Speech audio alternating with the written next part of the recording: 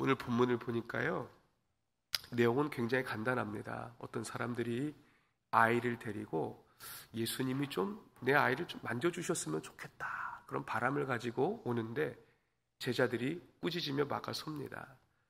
그때 예수님이 이 어린아이를 내세우시면서 이 어린아이와 같지 아니하면, 하나님 나라를 받지 아니하면 하나님 나라에 결단코 들어갈 수 없다라고 말씀을 하시죠.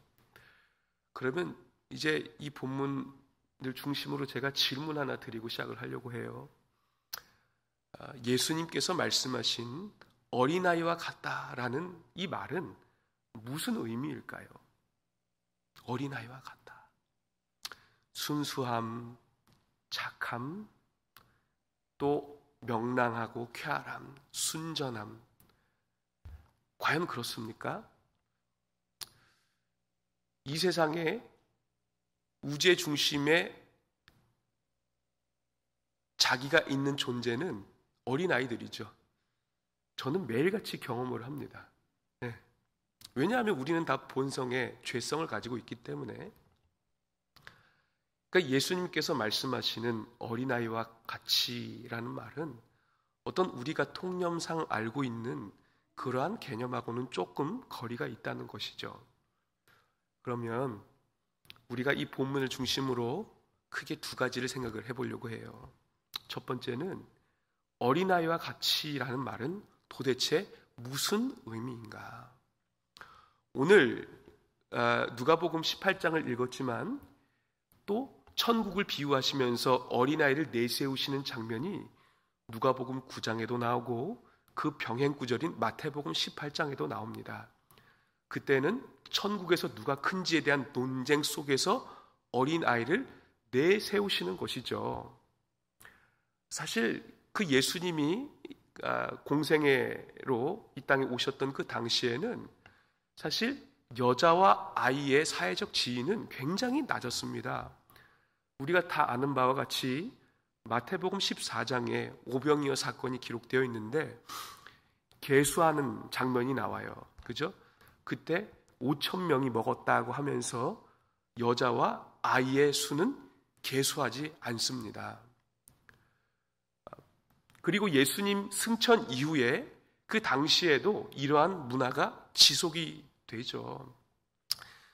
디아스포라인들, 그러니까 해외에 사는 유대 동족들은 남자가 10명이 모이면 회당을 지을 수 있는데 남자가 9명이 모였어요. 남자 1명이 모자라요. 그런데 여자 5만 명이 있어요. 회당을 지을 수 있을까요? 없을까요? 없어요. 여자 5만 명이 남자 1명의 몫을 할 수가 없는 겁니다. 바리새인들은 매일같이 했던 기도가 하나님, 나는 이방인으로 태어나지 않고 노예로 태어나지 않고 여자로 태어나지 않는 것을 감사하나이다. 정신 나간 기도인 것 같아요. 하나님의 창조 질서도 모르고. 그러니까 이렇게 사회적 지위 자체가 굉장히 낮았던 거죠. 뿐만 아니라 종교 지도자들은 어떻습니까? 옷을 길게 매고요. 이 잔치의 상석에 앉는 것을 즐겨하고 회당의 높은 자리를 차지하려고 하고요. 시장에서 문안받는 것과 라피로 칭함받는 것을 너무너무 즐겨했습니다. 외식에 있어서는 그 누구도 따라갈 수 없는 사람들이었습니다. 그러니까 사회적으로 봤을 때나 종교적으로 봤을 때나 그 어린아이와 여자들은 가장 낮은 곳에 그 사회적 지위가 머물러 있는 것이죠. 그러니까 오늘 본문하고는 다른 본문이지만 천국에서 누가 크냐 논쟁 속에 어린아이를 내세우실 때에는 우리 주님이 어린아이를 통해서 낮아짐의 신학을 그들에게 가르쳐주고 싶으셨던 거예요. 인자가 섬김을 받으러 온 게 아니라 도리어 섬기려 하고 많은 사람의 대속물로 주려 함이라. 그죠? 낮아짐의 신학이에요. 그러니까 예수님을 닮아야 천국 갈 수 있다는 거예요. 그럼 오늘 본문 18장 그리고 마태복음에는 19장이 병행 구절이 있는데 오늘 본문에서는 어린아이와 같지 아니하면 이게 무슨 의미일까요? 보통 어린아이 하면 헬라어로 파이디온이라는 헬라어 단어를 많이 씁니다. 들어보셨을 거예요. 파이디온, 어느 정도 활동이 가능한 어린이를 이야기하는 거예요. 그런데 이 누가복음 18장에 나오는 어린아이는 브레포스라는 헬라어 단어를 쓰고 있어요. 이것은 갓난아기라는 뜻입니다. 갓난아기. 그러면 여기에서 말하는 어린아이의 상징성이 무엇입니까? 가장 도드라지는 특징이 무엇입니까? 어린아이는 24시간, 갓난아기는 부모가 없으면 생존이 불가한 존재라는 것이죠. 그러니까 여기서 어린아이와 가치를 다시 새롭게 이야기하면 너희가 갓난아기와 같이 아니하면이라고 바꿀 수 있는 것입니다. 그러면 주님이 이 아이를 통해서 하시고 싶은 말씀이 무엇일까? 앞서 말씀드렸듯이 갓난아기는 부모가 없으면 생존 자체가 불가합니다. 그죠? 때를 따라 분유 먹여야 돼요. 때를 따라 기저귀 갈아줘야 돼요. 재워야 돼요. 아프면 병원 데리고 가야 돼요. 뭐 하나라도 놓치면 이 아이는 옳게 성장할 수 없고 생명의 위협을 당하게 되는 것이죠. 여기에서 주님은 절대적인 의존성에 대해서 말씀하고 계시는 거예요. 너희가 하나님 나라와 그 아버지 하나님을 절대적으로 의존하지 않으면, 그런 마음에 확신이 없으면 천국에 들어갈 수 없다라는 거예요. 좀 쉽게 말해볼까요? 찬송가 292장 우리가 함께 불렀습니다. 주 없이 살 수 없는 존재라고 주님이 우리를 다시 한번 규정해 주시는 것입니다. 네. 주님이 없으면 살 수 없는 존재예요. 내가 좀 일어선 것 같아요. 내가 뭐 좀 주먹에 힘이 있는 것 같아요. 그 분야에서 좀 잔뼈가 굵어져 가지고 이제 별로 마음에 근심 걱정이 없어요. 선줄로 아는 자는 넘어질까 두려워하고 너희의 구원을 두렵고 떨림으로 이루라고 말했습니다. 우리는 매 순간 내가 하나님 앞에서 갓난아기와 같은 존재라는 사실을 꼭 기억하셔야 되는 것입니다. 제가 어떤 일화를 들었습니다. 어떤 노목사님, 그러니까 은퇴하신 노목사님이 그 교회에 새벽 예배를 늘 나오시는데 하셨던 것처럼 이 강대상 앞에 무릎을 꿇으시고 기도를 하시는데 이 앞에 있던 어떤 성도님이 들으셨나 봐요. 딱 첫 마디가 백발이 성성한 그분이 아빠 저 왔어요 이러고 기도를 시작을 하시는 거예요. 어떤 마음인지 아시겠죠? 우리는 하나님이 천국으로 이사하라고 하는 그날까지 하나님 앞에서 갓난아기라는 사실을 잊으시면 안 되는 겁니다. 하나님, 아빠, 아버지, 오늘 저 왔어요. 불쌍히 여겨주십시오. 나 주 없이 살 수 없는 존재입니다. 나를 붙들어 주십시오. 이겁니다. 두 번째 생각할 것은, 그러면 절대적인 의존성이 우리 삶에 어떻게 구체적으로 표현되어야 하느냐, 이것입니다. 그죠?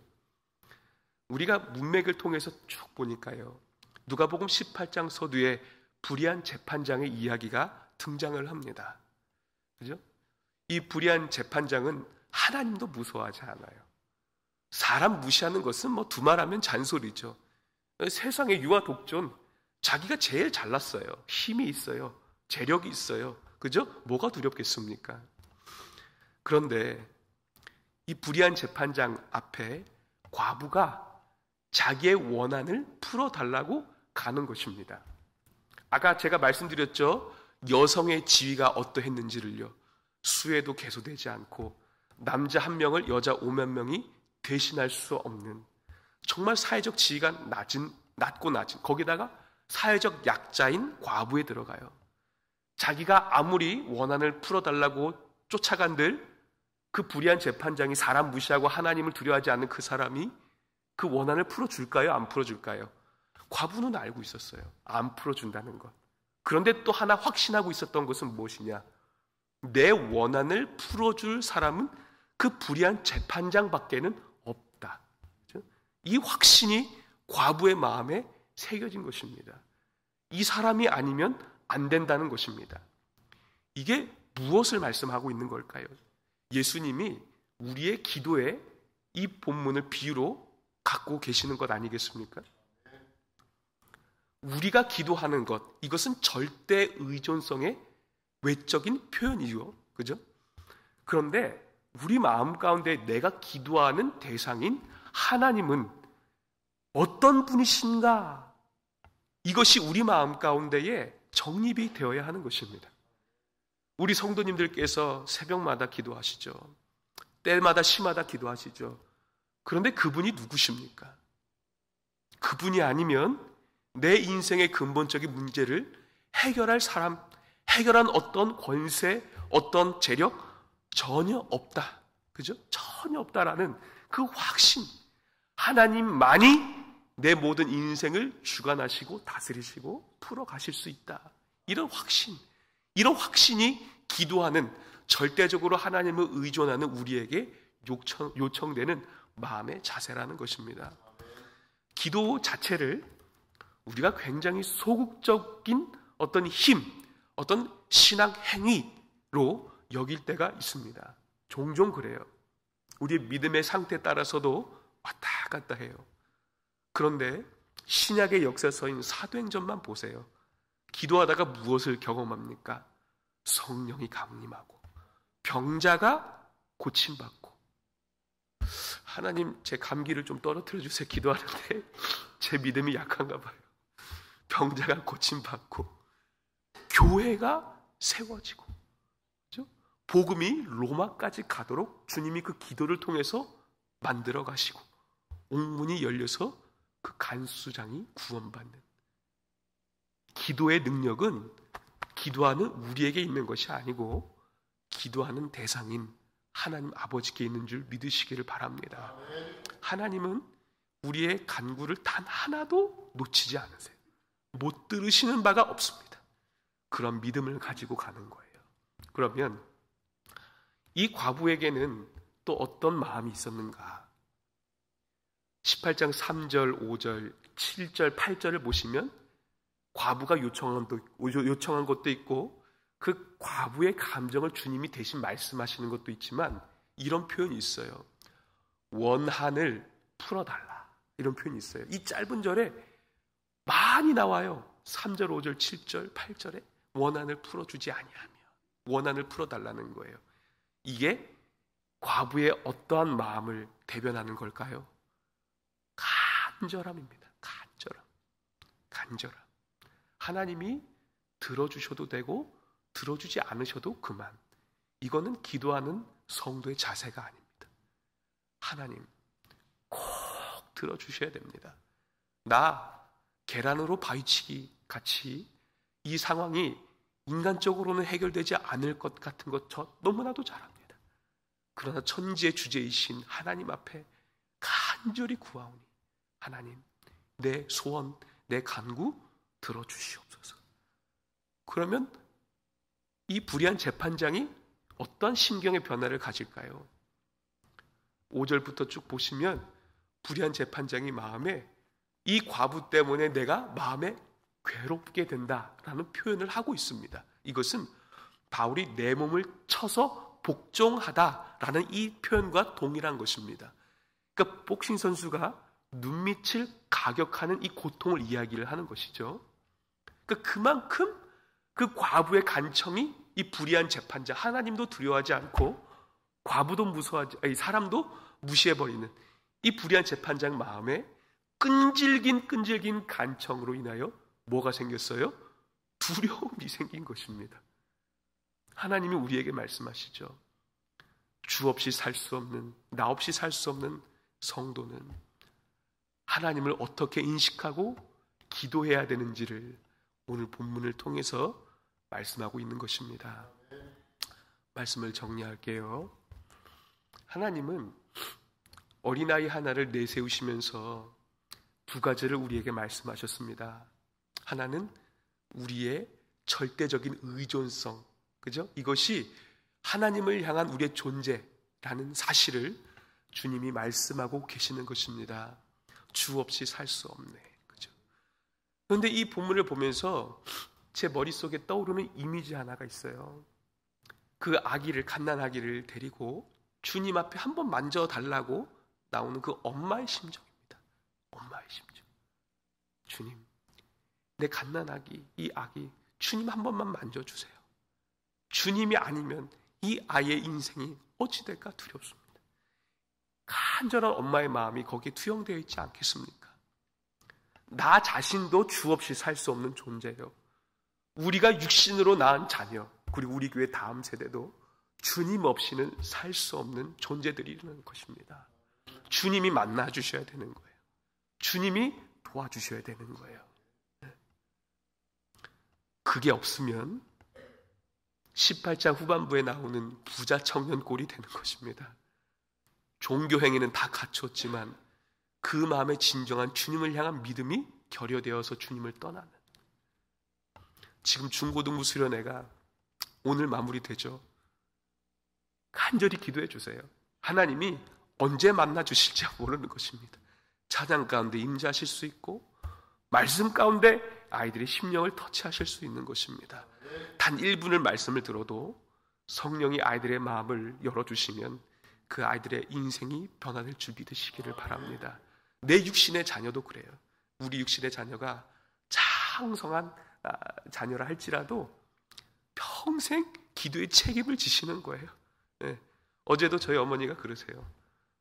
김 목사야, 내가 기도하고 있다. 얼마나 든든한지 몰라요. 얼마나 힘을 받는지 몰라요. 마지막, 우리가 기도하는 대상은 누굽니까? 천지를 창조하시는 하나님이십니다. 그분이 내 아빠, 아버지예요.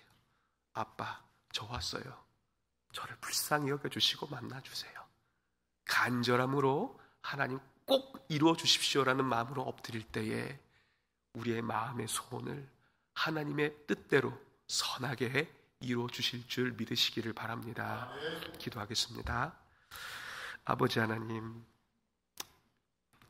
우리가 신앙생활을 오래 하면 할수록 우리의 경험이 축적이 되고 익숙해지면서 주님 없이도 신앙생활이 가능하다라는 착각을 할 때가 참 많이 있습니다. 오늘 말씀을 우리 신비에 새겨주셔서 내가 매일같이 갓난 아기와 같이 주님 없으면 안 되는 인생임을 깨닫게 하시고 더 주님 붙들고 의지하고 겸손하게 나아가는 하나님의 종들 다 되게 하여 주옵소서. 우리의 기도의 자리가 또 한 번의 기도의 자리가 되지 아니하도록 성령님 우리의 마음을 두드려 주시고 우리 주님과 깊은 교통함이 있는 자리가 될 수 있도록 은혜 더하여 주옵소서. 믿음이 없이는 하나님을 기쁘시게 하지 못한다고 하셨사오니 우리가 처한 상황과 환경에 짓눌려서 허덕대는 인생이 아니라 그 넘어서 계시는 우리 하나님을 믿는 믿음 가운데에 우리의 모든 삶을 넉넉히 감당할 수 있도록 힘과 능력을 부어 주시옵소서. 중고등부 수련회가 오늘까지 이어집니다. 하나님 아이들을 만져주시고 만나주시고 정말 다니엘처럼 다윗처럼 어릴 때부터 하나님의 나라를 위하여 준비되는 자녀들 될 수 있도록 하나님 역사하여 주시옵소서. 오늘도 새벽을 깨웁니다. 우리를 만나주시고 우리를 회복시켜 주시옵소서. 감사드리며 예수님 이름으로 기도하옵나이다. 아멘.